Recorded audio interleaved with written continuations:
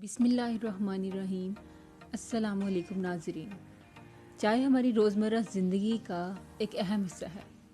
इसके बगैर हमारी सुबह का आगाज़ ही नहीं होता और शाम की चाय जब तक ना पी जाए तब तक दिन भर की थकावट ही नहीं उतरती। इस वीडियो में हम आपको चाय की तारीख़ के बारे में बताएंगे कि कहाँ ये दरियाफ्त हुई और कैसे ये अशरफुल मशरूबात यानी तमाम मशरूबात से बेहतर करार पाई।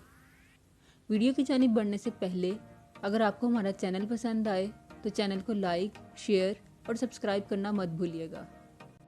नाजरीन, चाय की दरियाफ्त का सेहरा चीनी शहनशाह शैन निंग के सर जाता है, जो चीनी अकायद के मुताबिक हर्बेलिस्ट और ज़राअत का बानी था। इसने 2737 क़ब्ल मसीह में पहली बार चाय दरियाफ्त की। इस हवाले से दो रवायात बहुत मशहूर हैं। पहली रवायत में शहनशाह शैन निंग सफ़र के दौरान थक कर एक दरख्त के साए में कुछ देर आराम करने के लिए बैठ जाते हैं और अपने मुलाजिम को हुक्म देते हैं कि इनके लिए पानी उबाला जाए। मुलाजिम पानी उबाल रहा था कि हवा के झोंके से अचानक कुछ पत्ते इस उबलते हुए पानी में जा गिरे। पानी का रंग कुछ बदल सा गया। बादशाह ने वो पानी फेंकने के बजाय पीने का फैसला किया। शहनशाह को ये कहवा बहुत तरोताज़ा लगा। दर हकीकत ये चाय के पत्ते थे जो इस कहवे में शामिल हो चुके थे। और इस हवाले से दूसरी रवायत यह है कि चाय एक चरवाहे की दरियाफ्त है जो अपने जानवरों को चरा रहा था। इसकी नज़र एक नए किस्म के पौधे पर पड़ी और इसने हादसाती तौर पर यह दरियाफ्त किया कि हरारत और नमी के ज़रिए एक नहायत जायकादार मशरूब तैयार किया जा सकता है। अब ये दोनों कहानियाँ किस हद तक सच्ची हैं ये तो यकीन से कोई भी नहीं बता सकता। अलबत्ता चाय की दरियाफ्त चीन में सदियों पहले हुई ये यकीन से कहा जा सकता है। आगाज़ में चाय के पौधे को दवाई के तौर पर इस्तेमाल किया जाता था। हान डायनेस्टी के लोग इसे एज अ मेडिसिन यूज़ करते थे और कहीं लोग इसे सब्ज़ी के तौर पर और कहीं गंदम के दानों के साथ मिलाकर इस्तेमाल करते थे। लेकिन टैन डायनेस्टी के दौर में पहली बार चाय चीन के कौमी मशरूब के तौर पर जानी जाने लगी। ये मशरूब चीन में इस कदर मशहूर हो चुका था कि 18वीं सदी के आखिर में लोया नामी मुसन्निफ ने चाय के बारे में एक किताब तहरीर की जिसका नाम चाय चिंग यानी द क्लासिक टी था।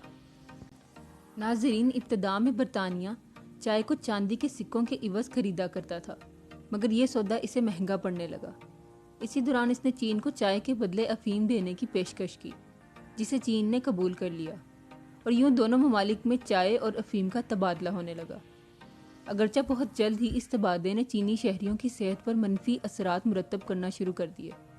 चीनी अफीम के नशे में धुत रहने लगे और अफीम की डिमांड बढ़ने लगी। सन 1839 में एक चीनी हुकूमती अहदेदार ने अफीम के एक बड़े बरतानवी खेत को तबाह कर दिया। यूं दोनों अकवाम के माबैन जंग रूनुमा हो गई। सन 1842 में कुंग खान वादे ने बरतानिया से शिकस्त के बाद हांगकांग की बंदरगाह अंग्रेज़ों के हवाले कर दी। इसके बाद चाय की तिजारत फिर से शुरू हो गई, लेकिन अब इसमें चीन की मर्जी के शराइत शामिल न थे। बरसगीर पाको हिंद को अपनी महकूम बनाने वाली ईस्ट इंडिया कंपनी चाय की फसल पर अपनी इजारादारी कायम करने के लिए इसे खुद से उगाना चाहती थी। इसी मकसद के लिए एक बरतानवी माहिर हयातियात रॉबर्ट फॉर्चून को मुकर्रर किया गया कि वो किसी तरह एक खुफिया ऑपरेशन के जरिए चीन से चाय के पत्ते चुरा कर ले आए। रॉबर्ट फॉर्चून खुद की शनाख्त छुपाकर चीन में चाय काश्त करने वाले पहाड़ों में चला गया। यूं इसने चाय के पौधों को भारत में स्मगल किया और बाद में भारत में मुकामी तौर पर चाय की फसल का आगाज़ कर दिया गया। रफ्ता रफ्ता चीन से चाय यूरोप, जापान और एशिया के लोगों तक पहुंची और इन्होंने भी इस मशरूब को काफ़ी पसंद किया और यही वजह है कि जापानी आज तक टी सेरेमनी मनाते आ रहे हैं। एक रिपोर्ट के मुताबिक पाकिस्तानी 3 माह में 24 अरब 80 करोड़ रुपए की चाय पीते हैं। नाजरीन, जहाँ चाय का इस्तेमाल रोज़ बरोज़ बढ़ता जा रहा है वहीं ये शुबा भी रहता है कि चाय सेहत के लिए नुकसानदेह है, इससे तेज़ाबियत होगी या चाय से दांत दागदार हो जाएंगे वगैरह वगैरह। रिसर्चर्स का कहना है कि चाय के बारे में फ़िक्र करने की कोई ज़रूरत नहीं। दरअसल चाय की तेज़ी की वजह से ये एक सेहतमंद मशरूब है। चाय में कई खूबियाँ और सेहत के लिए बहुत से फ़वाइद मौजूद हैं। ये सिर्फ दिमाग के बंद दरीचे ही नहीं बल्कि खून की रगों की सेहतमंद कारकर्दगी की राहें भी खोलती है। इसके अलावा चाय से तेज़ाबियत बिल्कुल भी नहीं होती। ये थी हमारी आज की वीडियो। फिर मिलते हैं एक नई वीडियो के साथ।